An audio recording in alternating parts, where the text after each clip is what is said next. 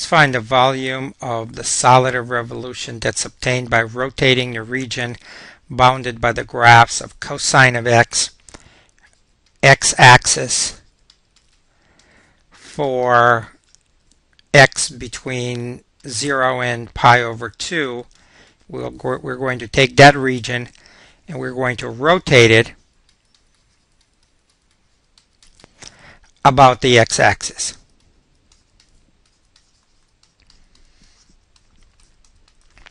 So the graph of this region, again, is not difficult. All you need to do is know the basic graph of the cosine function. So this is the interval from 0 to pi over 2. At 0, cosine is 1, and at pi over 2, cosine is 0. So we have this graph, and this is our region.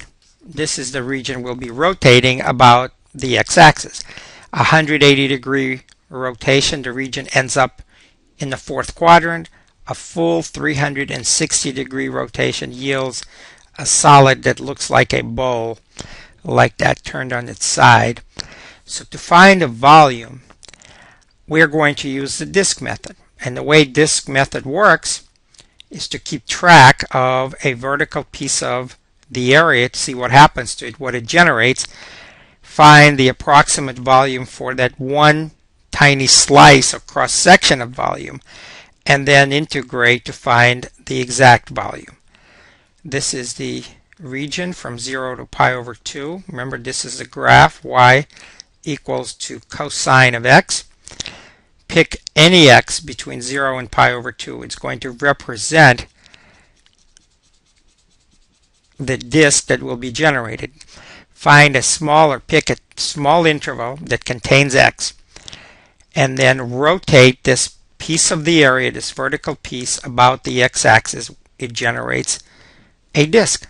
Turning it sideways, we have the disk looks like this, looks like a pancake or possibly a coin, and we're going to approximate its volume. First of all, the length of the interval that contains x is always denoted by delta x. It's a small number. It's a very small number. Then the radius of this disk looks like this. It's y, being the y coordinate of the point on the graph of the cosine function. This is the radius. I'm going to draw an arrow pointing to it. That's the radius of our disk. As you can see, for a given x, it's the y coordinate of the point on the cosine of x function. So delta v will approximate the volume of this particular slice, and it's going to be pi times y squared times delta x.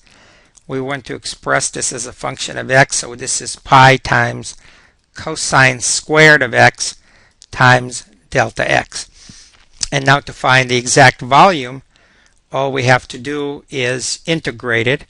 The exact volume of the solid of revolution will be the integral from 0 to pi over 2, pi times cosine squared of x dx. Now you may not have integrated cosine squared until now, so this is how we do that. We're going to use a trigonometric identity. Cosine squared of x equals to 1/2 times 1 plus cosine of 2x. And so this integral is equal to pi times the integral from 0 to pi over 2, 1/2 times 1 plus cosine of 2x, which we can write as two integrals.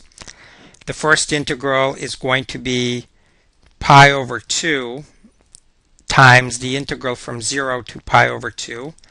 So we have 1/2 times 1, that's 1/2. I factored pulled the 1/2 out, so it's below pi over 2. And then all we have is just 1 dx plus pi over 2 times the integral from 0 to pi over 2. And then we have cosine of 2x dx. These two integrals. The first one, the integral of 1 is x. So it's a very easy integral. We just have pi over 2 x evaluated from 0 to pi over 2.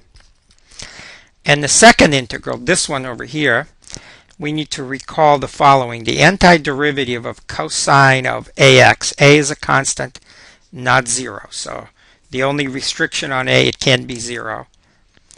This is equal to 1 over a times sine of ax. In the integral that we have, a is equal to 2, so our second integral is going to be pi over 2 times 1 over a, that's 1/2, times the sine of 2x, and that's evaluated from 0 to pi over 2. So the first integral, we have pi over 2 times pi over 2, and then 0 will give us 0. And the second integral, we have pi over 4 times, plugging in pi over 2 for x, we get sine of pi. Plugging in 0 for x, we get minus sine of 0. Notice that both sine of pi and sine of 0 are 0. So we get nothing from the second integral. The second integral is 0.